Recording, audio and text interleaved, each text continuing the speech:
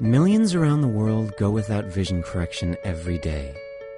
To mitigate this problem, we started Moralize, a one-for-one eyewear company that would donate a pair of eyeglasses to someone in need for each and every pair sold. To do this, we partnered with New Eyes for the Needy, a New Jersey-based nonprofit dedicated to providing vision correction to those unable to attain it themselves. To augment our donations, we also started an eyeglasses recycling program on behalf of New Eyes to collect some of the 4 million pairs of eyeglasses thrown away annually in North America so that they might be distributed to those who will not only use, but cherish them.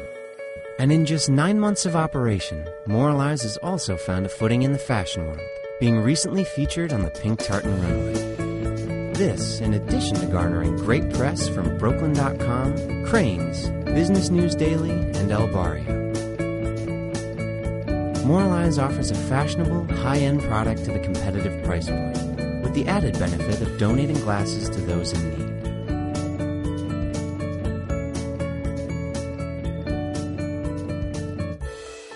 Moralize.